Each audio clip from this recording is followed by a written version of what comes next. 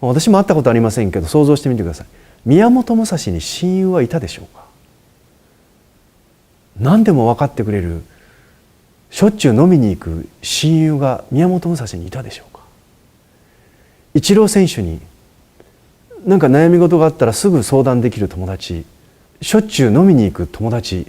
いるでしょうか。多分いたらイチロー選手は今のイチロー選手になってないと思います。宮本武蔵だって伝説の侍になってないと思います。で当然この質問者さんが伝説の侍になりたいと思ってるかどうかって言ったら多分思ってない。イチローになりたいかって言ったら多分思ってないかもしれないんです。なので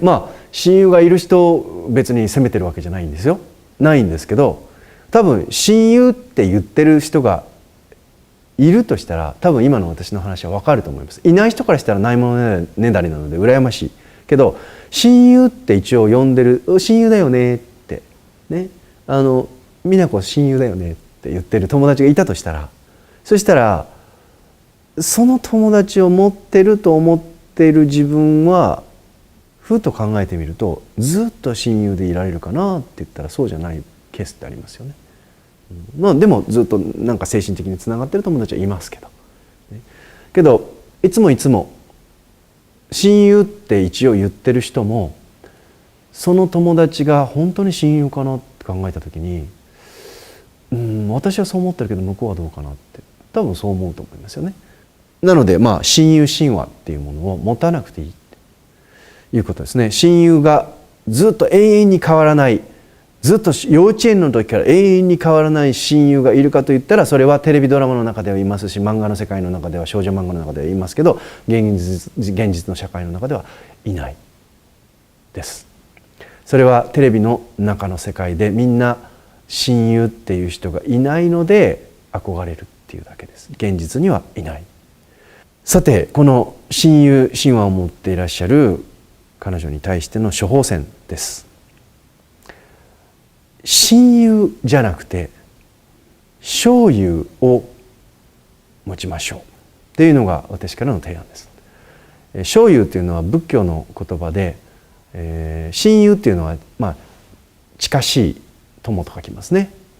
で証友というのは勝負の勝と勝つという字なんです。に友と書きます。証友。証友というのは優れた友達のことです。自分にね、もっと頑張らなきゃって思わせてくれる友達とか、一緒にいるだけですごい勇気をもらう、明るくなるとかね、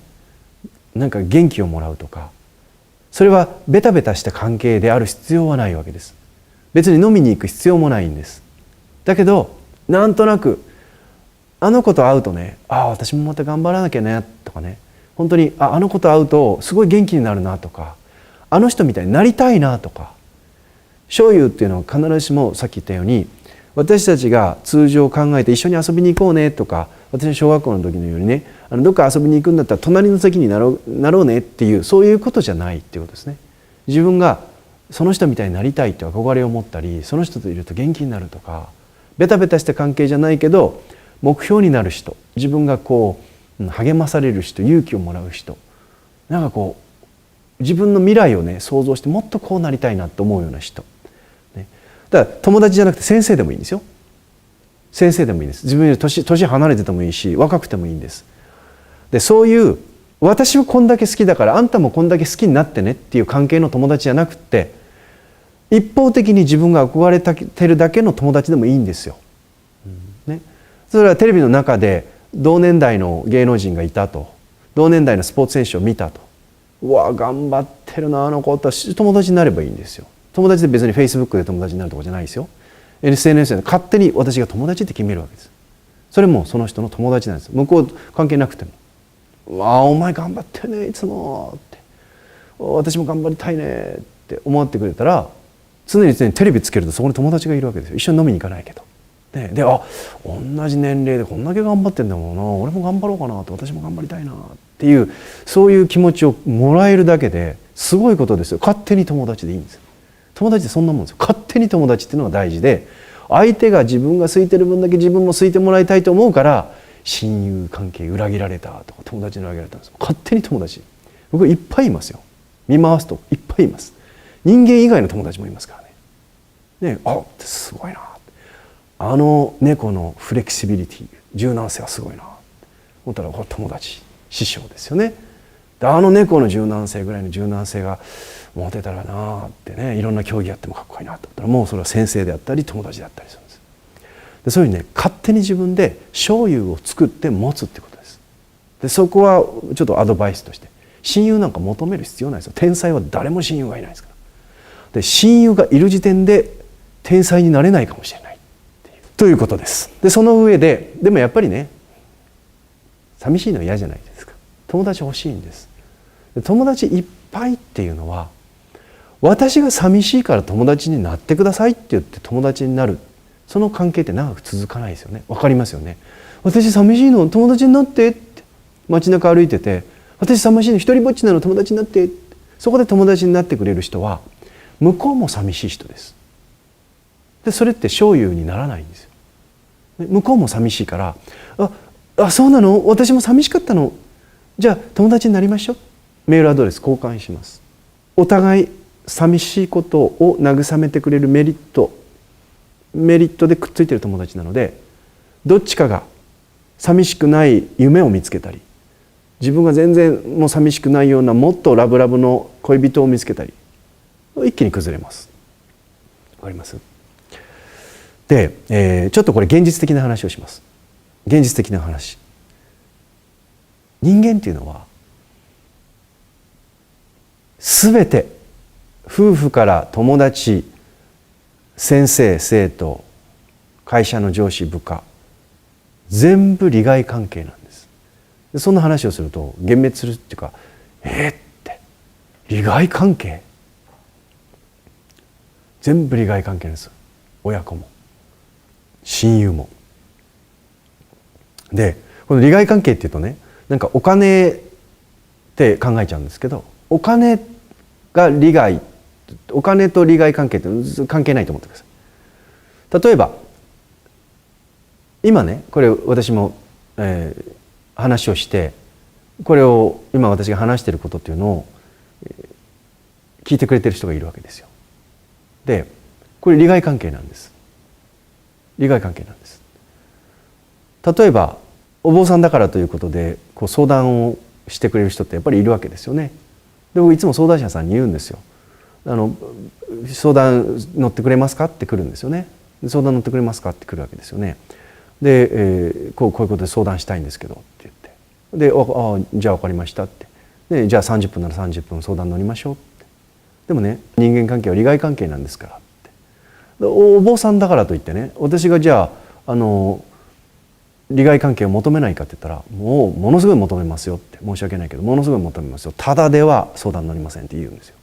そうすると僕びっくりするわけです。向こうでってお坊さんなのにそんなこと言うんですかっていう顔をするわけですよね。壺売りますよって言いますよ。ものすごい高い壺売りますよって。そんなただでね、世の中相談乗ってくれる人がいないんですからって。そうするとね、なんかひどい坊さんのようじゃないですか。でもその人は相談に私のところに来た段階で自分にとっては何らかの形で利益になる。ね、それは私のアドバイスが必ずしもすごいいいアドバイスかどうか分かりません。分からないけども、相談したい、誰かに相談したい、この気持ちを話したいと思ったのを少なくとも吐き出すだけで、その相談を聞いてあげるっていうことだけでちょっとでも楽になったり、寂しさが紛らわされたりするわけです。これその人にとっての利益ですよね。利益です。私にとってはどうですかって、害でしかないわけですよ。貴重な時間邪魔されてるんですよ。相談したいんだけどとか言ってね、来て、私だってその時間に何かやりたいこととかやるべきこととかあるかもしれない。その時間をわざわざ割いて相談来るわけです。だから言うんですよ。全部人間関係は利害関係ですからねって、ね、あなたはここへ相談に来て自分の相談をことを一方的に話して、私はそれ黙って聞く、ね、でこれ私そんな善人じゃないので、きっちり私に対してもこれがね、ただ相談に来るだけで、私はその自分の時間を、貴重な時間を邪魔されてるだけだったら、あなたは利益で私は害ですよねって。そういうのは嫌なので、というか嫌というか、そういう人間関係はもう成立しないんで、それは世の中のルールなので、私に利益をもたらしてくださいって言います。それ約束できますかって言ってから相談聞く。でそれ私にとって利益は何かって言ったら、じゃあね1時間話したら例えば10万円の壺を買ってもらうじゃなくていいんです。別に私にとって利益は何かって言ったら、その人が相談に来たと。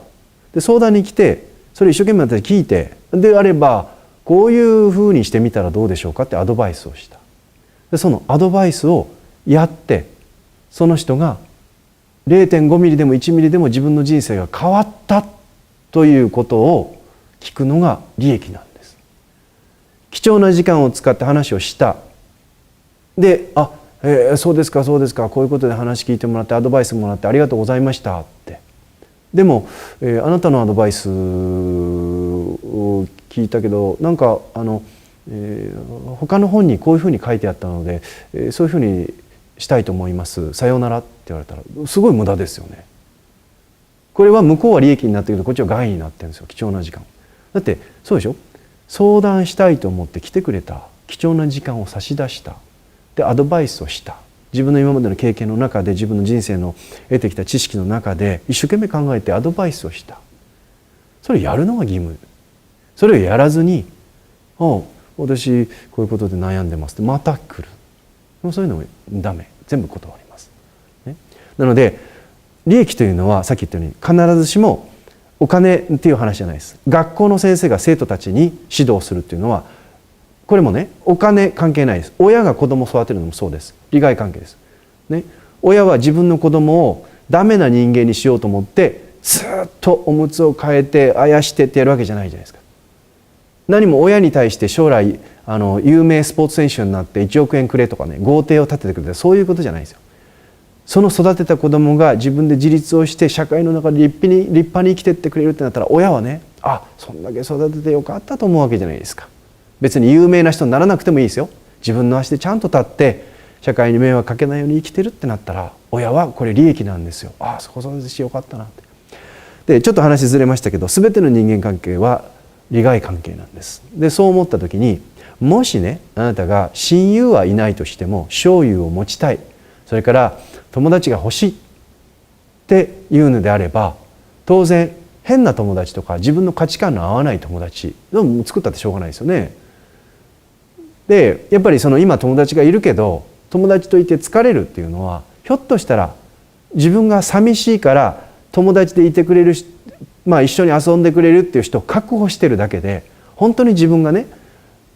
この友達といるとねすごいいろんなことを教えてもらえるなとか本当になんか素晴らしいなとか自分が本当にいろんなことを共有できる友達だなっていう価値観がひょっとしたらずれてるのかもしれない。